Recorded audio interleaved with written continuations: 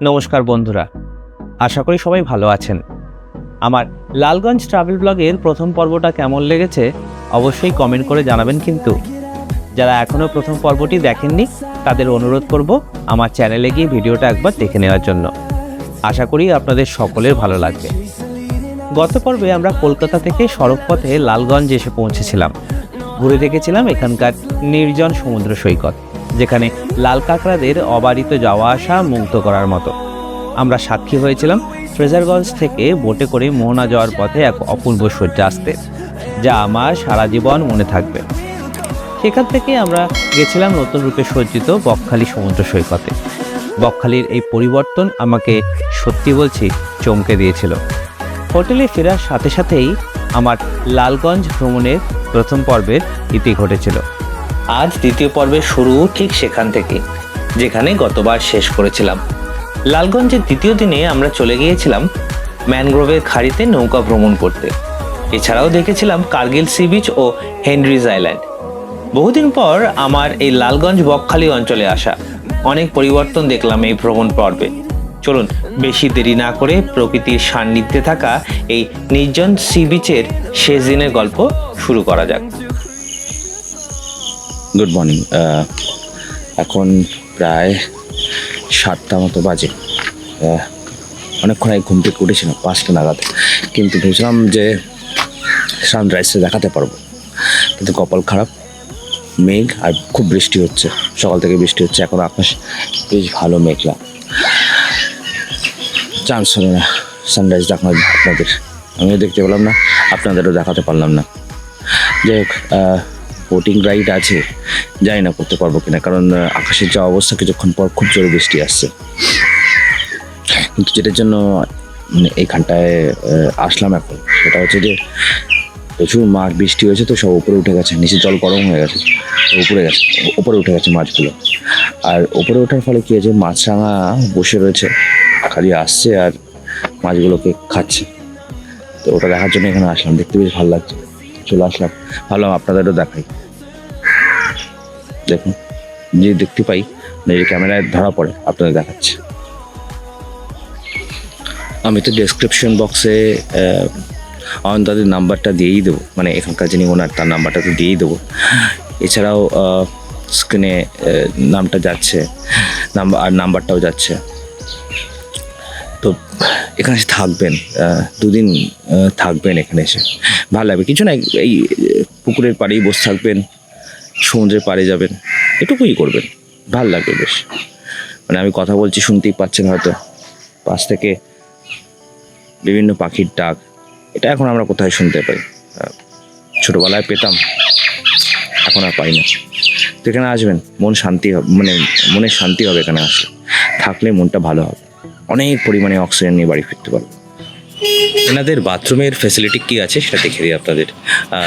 এখানে যারা টেন্টে থাকবেন তাদের জন্য কমন বাথরুম, কিন্তু এখানে টোটাল 3টে টেন্ট আছে, একটা 4 বেড আর একটা, আর 2খানা 2 বেডের টেন্ট রয়েছে।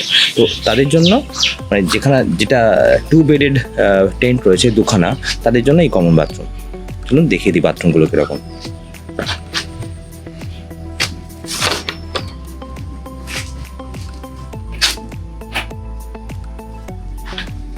একটা বেসিন রয়েছে, প্রসাধনের জন্য আয়না রয়েছে, ওপরে গিজার রয়েছে, এখানে ওই শাওয়ার রয়েছে আর ওয়েস্টার্ন কামোড। ওই বাথরুমটাও সমান, একই জিনিস আছে, দুটো বাথরুমই সমান, সেম ফ্যাসিলিটিস। তো মোটামুটি ঠিক আছে, মানে নেচারের খুব কাছে থাকার জন্য খুব ভালো। মানে এর থেকে আর বেশি বাথরুমে আর কি এক্সপেক্ট করতে পারেন আপনারা, তাই না? আচ্ছা, এই লালগঞ্জ ছাড়াও এই ঘরে বাইরে নেচার স্টের আরও কটা স্পট রয়েছে, যেখানে ওনাদের হোটেল বা হোমস্টে বা রিসর্ট যাই বলুন না কেন আছে। তার মধ্যে প্রথম হচ্ছে এই কানাই চট্ট, পাঞ্চেতগড় রাজবাড়ি, সাতকোশিয়ায় হাতিবাড়ি, যমুনাশোল বিচ, আর আমাদের এখানে লালগঞ্জ বিচ তো রয়েছে। তো তার জন্য আপনার যোগাযোগ করতে হবে এই নম্বরে।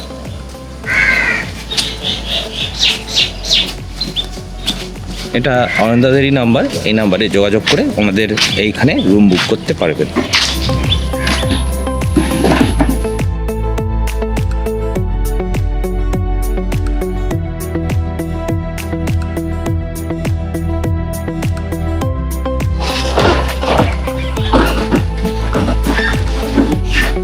যে এখানটায় এনাদের কটেজ, দুটো এসি কটেজ আছে।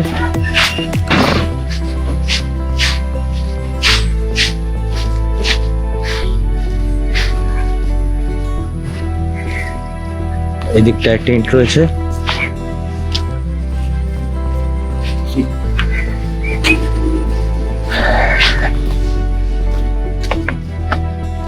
এই দিকটায় ডাইনিং হল।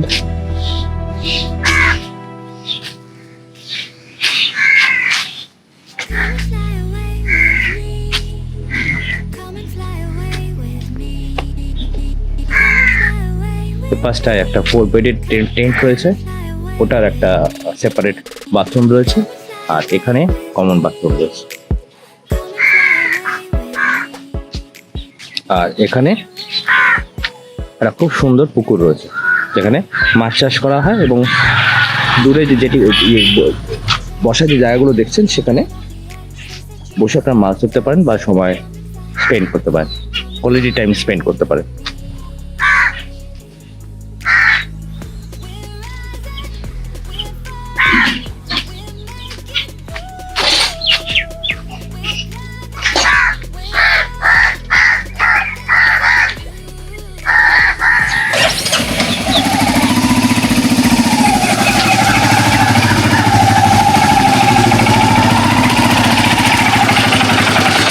ম্যানগ্রোভের যে বোটিং রাইডটা আছে সেটার জন্য আমরা এখন যাচ্ছি। তো এখন আমাদের সঙ্গে আরও কয়েকজন ছিলেন, ওনারা চলে গেলেন টোটো করে, তো আমরা বাইকে করে যাচ্ছি। চলুন যাওয়া যাক আর বোট রাইডটা এনজয় করা যাক। আমাদের হোটেল থেকে 10-15 মিনিটের বাইক রাইড করে পৌঁছে গেছিলাম ঘোষখালে। আর ঘোষখাল থেকেই ওই নদী বাঁধের কাছেই নৌকা করে চলে যাওয়া যায় ম্যানগ্রোভের খাড়িতে। আর এই ম্যানগ্রোভ খাড়িতে এই অ্যাডভেঞ্চারাস বোট ট্যুর করার জন্য লাগে 600 থেকে 700 টাকা। আপনারা যদি 6-7 জন মিলে যান তাহলে আরামসে আপনারা এই বোট রাইড করতে পারবেন। আর যদি আপনারা একজন বা দুজন মানে আমাদের মতো যান তাহলে সেই রিসর্টে, মানে ওই ঘরে বাইরে রিসর্টে যারা অন্যান্য বোর্ডার রয়েছে তাদের সঙ্গে কথাবার্তা বলে বা অয়নদার সঙ্গে কথাবার্তা বলে একসঙ্গে এই বোট রাইডটা করতে পারেন, বেশ এনজয় করবেন।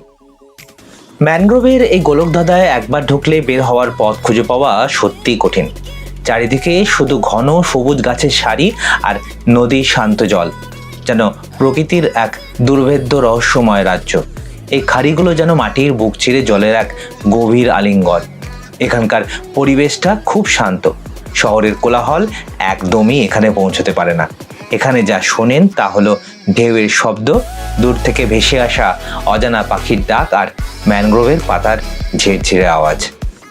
এই নির্জনতা আমাদের মতো যারা একটু শান্তির খোঁজ করেন তাদের জন্য যেন এক পরম পাওয়া। প্রতিটি বাঁকে বাঁকে যেন এক নতুন কোনো বিস্ময় অপেক্ষা করছে। আপনি নিশ্চিন্তে প্রকৃতির এই অপার সৌন্দর্য উপভোগ করতে পারেন। ম্যানগ্রোভ খাড়ির এই শান্ত অ্যাডভেঞ্চার সত্যি অন্যরকম। আকাশের মেঘগুলো যেন আমাদের সাথে সাথেই চলেছে।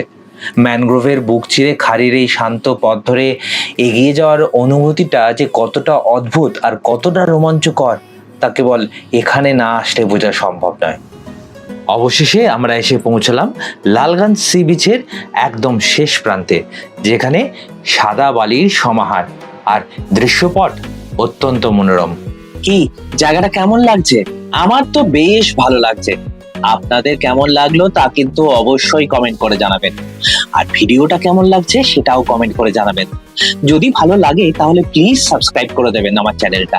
কোনো জোর জবরদস্তি না, যদি ভালো লাগে তাহলে। তোমাদের একটা সাবস্ক্রিপশন আমাকে আরো ভালো ভিডিও বানাতে উৎসাহিত করে।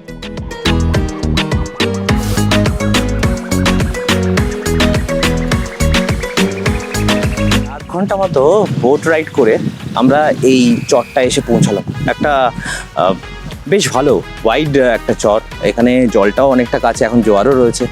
আর আমার ঠিক ডান সাইডটায় একটা পুরো ঝাউবন রয়েছে, অনেকটা দেখে আমার সেই দীঘার পাশে যে ঝাউবনগুলো আছে বা দার্জিলিংয়ে যখন আমরা একদম টপে উঠে যাই সেখানে যে ঝাউবনের ভাইবসটা থাকে, ঠিক আমার এখানে মনে হচ্ছে সেরকম দেখাচ্ছে।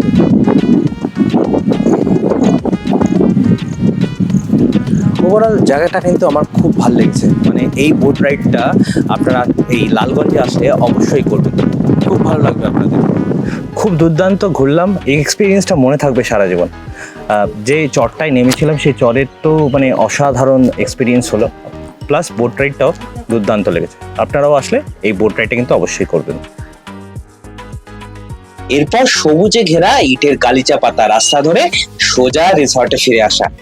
আচ্ছা, আমার চ্যানেলে যারা কাকু কাকিমা জেঠু জেঠিমারা এই ভিডিওটা দেখছেন তারা একদম ভয় পাবেন না, একদম চলে আসুন লালগঞ্জে। আপনাদের অভ্যর্থনার জন্য ঘরে বাইরে তো রয়েছেই, আর তাছাড়াও এখানে যে আপনারা ঘুরতে পারবেন তার প্রমাণ সাপেক্ষে কিছু ভিডিও আপনাদের জন্য এর পরের ক্লিপে।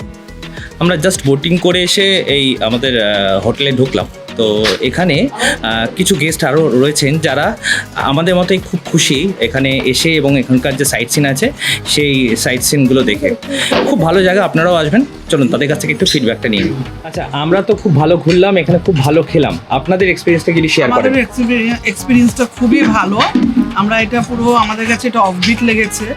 আর তারপরে এখানকার আতিথেয়তার যে মালিক তার তো খুবই ভালো, এবং চারপাশটা একটা মানে এত গ্রিনারি যে ভাবতে পারিনি, কারণ আমরা প্রপার কলকাতা থেকে এসে এরকম গ্রিনারি পাই না, এতটা সুন্দর। আর খাওয়া দাওয়া অসম, প্লাস এখানে যে বোটিং করছি, যে বোটিংটা আজকে করতে আমরা গেছি, গতকাল আমরা গেছিলাম, এটা নট লেস দেন লাইক সুন্দরবনের যে ম্যানগ্রোভের যে এক্সপিরিয়েন্সটা ওটা আরো ভালো লেগেছে, কারণ ওটাতে সুন্দরবনে তো খাড়িতে ঢোকা যায় না, এখানে আমরা খাড়ি টাইপের জায়গাগুলিতে সরু সরু ঢুকেছি, ঘুরেছি, আর চারদিকে ম্যানগ্রোভের একটা অপূর্ব সিনারি, মানে একটা ফিলিং, মানে এখানে আবার আসতে ইচ্ছে করছে একদম। হ্যাঁ হ্যাঁ, আমার খুব ভালো লেগেছে। Thank you. আচ্ছা, ও হচ্ছে মানে সবচেয়ে জুনিয়র মেম্বার এই গ্রুপে, তো তোমার এক্সপিরিয়েন্স একটু শেয়ার করো।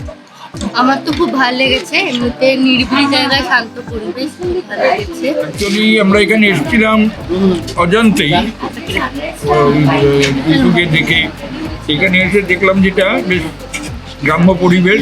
আচ্ছা, এবং বাড়ির মতন। আচ্ছা, বাড়ির মতন কি বাড়ি, যেন আমার কোনো আত্মীয়র বাড়িতে এসেছি সেখানে থাকছি। যা বলার এনারা তো বলে দিয়েছে। ওকে, কিন্তু আমার সবচেয়ে ভালো লাগলো এখানকার যে ওনার, হ্যাঁ, আর হেল্প কোঅপারেশন সবসময় অ্যাভেলেবিলিটি, যে কোনো হেল্প সঙ্গে সঙ্গে নিয়ে জবাব দিতে, সেটা আমার খুব ভালো লাগে। আচ্ছা, আমাদের ব্রেকফাস্ট চলে এসেছে আজকে। না, কালকে আমরা ব্রেকফাস্ট করেছিলাম লুচি তরকারি দিয়ে, আজকে কিন্তু মেনু চেঞ্জ, আজকে হয়েছে চাউমিন আর রসগোল্লা। এখানে যে 4 বেডেড টেন্টটা রয়েছে সেটা আপনাদের একবার দেখিয়ে দিই।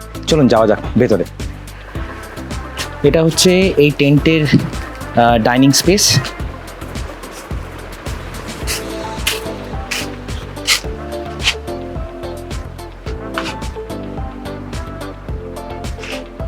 চারটে বেড রয়েছে, দুটো পাখা দেওয়া হয়েছে, আর দুটো কুলার রয়েছে, একটা ওই সামনে, একটা এই ব্যাক সাইডে একটা কুলার রয়েছে। এই যে এখানে একটা কুলার আর এই সামনে একটা কুলার। আচ্ছা, এই যে রুম মানে টেন্টটা রয়েছে এর কিন্তু একটা ফেসিলিটি আছে। ফেসিলিটি কি, যে এখানে আপনারা পাবেন হচ্ছে এরকম একটা বেসিন, একটা আয়না রয়েছে, আর আপনাদের জন্য থাকবে একটা পার্সোনাল টয়লেট। এই যে এই পার্সোনাল টয়লেট, এবং এই টয়লেটটা কিন্তু অন্য যে টয়লেটগুলো আছে তার মতোই। এই একটা commode, shower,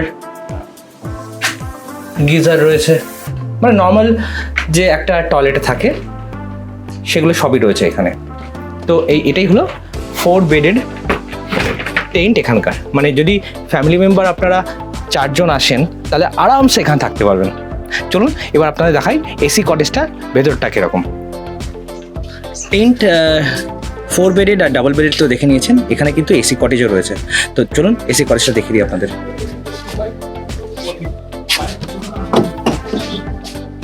king size bed রয়েছে এখানে এখানে আরামসে 3 জন শুতে পারবেন।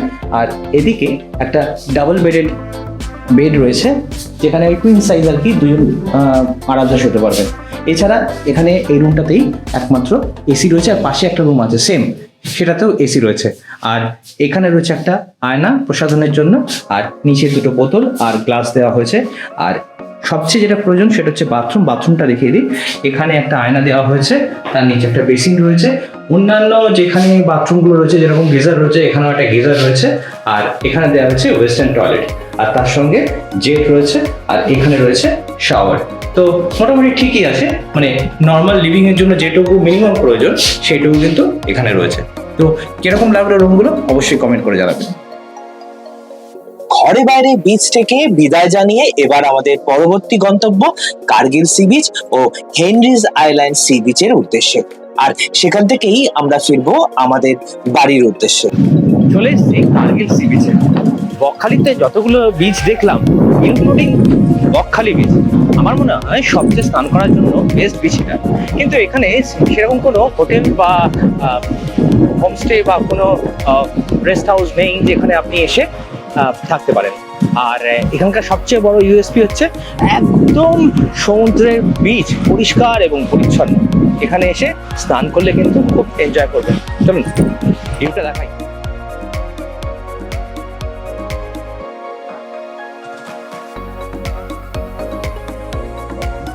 সত্যি আমি না ভাবতেও পারিনি লালগঞ্জ আমাকে এত কিছু দেবে। সমুদ্র দিল, ম্যানগ্রোভ দিল, আজকে সকালে বোটিংটা তো অসাম ছিল। প্রচণ্ড হাওয়া দিচ্ছে এখানে, আর গরম প্রচণ্ডই রয়েছে, কিন্তু হাওয়ার জন্য রোদটা অতটা ফিল করতে পারছি না। কিন্তু যখনই এই হাওয়া থেকে বেরিয়ে যাচ্ছি তখনই মনে হচ্ছে কি গরম। সত্যি অসাধারণ। লালগঞ্জ আসলে এই কার্গিল বিচটাও কিন্তু অবশ্যই আসবে, দারুণ জায়গা, খুব এনজয় করবেন ফ্যামিলি মেম্বারদের সাথে। কার্গিল বিচ দেখে এবার আমরা যাব হেনরি আইল্যান্ডের দিকে। হেনরি আইল্যান্ড আমাদের এই লালগঞ্জের যতগুলো সাইড পয়েন্ট আছে লাস্ট পয়েন্ট, ওখান থেকে আমরা বাড়ির দিকে রওনা দেবো। তো চলুন যাওয়া যাক হেনরি আইল্যান্ড। কত দাদা? হেনরিজ আইল্যান্ডে থাকার জন্য সবচেয়ে জনপ্রিয় এবং ভরসাযোগ্য জায়গা হলো ওয়েস্ট বেঙ্গল ফিশারিজ ডেভেলপমেন্ট কর্পোরেশনের পর্যটক আবাস। সরাসরি যাওয়ার চেয়ে আগে থেকে বুকিং করে নেওয়া ভালো, কারণ ছুটির দিনে বা সিজনে প্রচুর ভিড় থাকে। আপনি WBFDC এর অফিসিয়াল ওয়েবসাইট wbfdc.net থেকে অনলাইনে রুম বুক করতে পারেন। হেনরিজ আইল্যান্ড নামের পেছনে যে রহস্যটা আছে সেটা হলো আজ থেকে 150 বছর আগে হেনরি হিফলি নামের এক ব্রিটিশ সার্ভেয়ার এই দুর্গম ম্যানগ্রোভ অরণ্যে এসেছিলেন। তিনিই প্রথম এই চরের মানচিত্র তৈরি করেন, আর সেই থেকেই এই জায়গাটির নাম হয় হেনরিজ আইল্যান্ড। আজ সেই দুর্গম জঙ্গল আর নেই, আর এখন এটি পর্যটকদের এক প্রিয় ঠিকানা। এখানকার শান্ত পরিবেশ আর সমুদ্রের সৌন্দর্য সত্যিই মুগ্ধ করার মতো।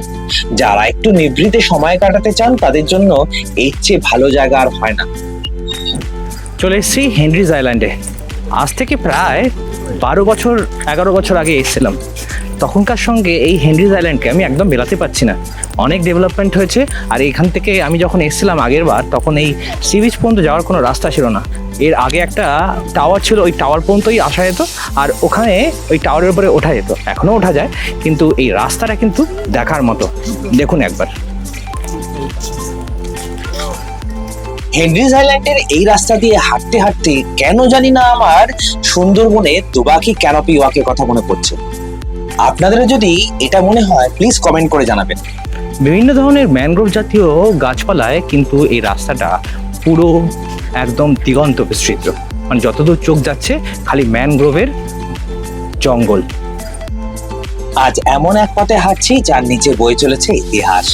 শতাব্দী প্রাচীন এই ব্রিজের উপর দিয়ে হাঁটার সময় এক অদ্ভুত শিহরণ অনুভব করছি। দুপাশে গহীন ম্যানগ্রোভের জঙ্গল, আর সামনে হেনরিজ আইল্যান্ডের ডাক। চারিদিক সবুজের এই অরণ্য আর প্রাচীন এই কাঠামোর মেলবন্ধন সত্যি অসাধারণ। যান্ত্রিক শহরের কোলাহল থেকে এত দূরে প্রকৃতির ঠিক এতটা কাছাকাছি আসার অনুভূতি ভাষায় প্রকাশ করার মতো নয়। এই পথ চলাটা আমার বেশ উপভোগ্য লেগেছে। আপনাদের কেমন লাগছে অবশ্যই কমেন্ট করে জানাবেন। গাছগুলো একটা আরেকটার উপর দিয়ে এমনভাবে গেছে যে দেখে মনে হচ্ছে যেন পুরো একদম একটা কোনো গাছের ছাতা, তার মাঝখান দিয়ে সমুদ্রের বীজ। অসাধারণ লাগছে কিন্তু। দেখুন গাছগুলো এমনভাবে একে অপরকে আশ্রয় পৃষ্ঠে জড়িয়ে আছে, মনে হচ্ছে একটা ছাতার আকার ধারণ করেছে, একটা ব্রিজের আকার ধারণ করেছে।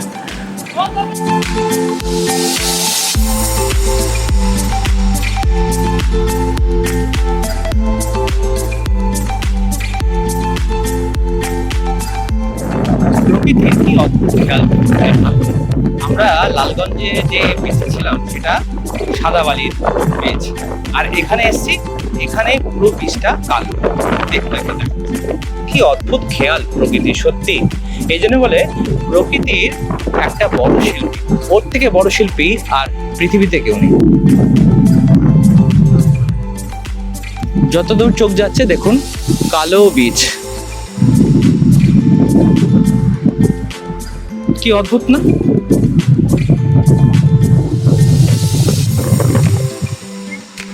বহুদিন আগে যখন বকখালি এসেছিলাম তখন এই হেনরিজ আইল্যান্ডে এই ওয়াচ টাওয়ারটা এসেছিলাম, আর এখানে আমাদের একটা ছবিও আছে আমার মেয়ের আর আমার ওয়াইফের সাথে।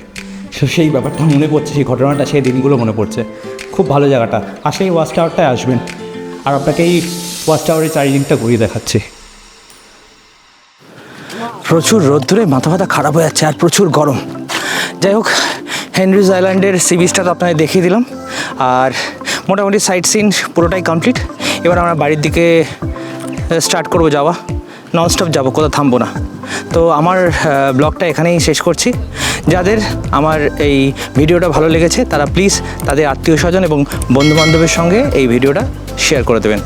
আর যারা প্রথমবার আমার এই চ্যানেলে ভিডিওটা দেখছেন প্লিজ সাবস্ক্রাইব বাটনটা প্রেস করে আমার চ্যানেলটা সাবস্ক্রাইব করে দেবেন, আর বেল আইকনটা অবশ্যই প্রেস করে দেবেন, যাতে এরপরে যখন আমি কোনো ভিডিও দেবো তার নোটিফিকেশান আপনাদের কাছে কিন্তু চলে যাবে ওই বেল আইকনটা প্রেস করলে। তাহলে আজকে এখানেই শেষ করছি। আপনারা সবাই ভালো থাকবেন, আবার দেখা হবে এর পরের ব্লগে খুব শিগগিরই। ততদিন ভালো থাকবেন, নমস্কার।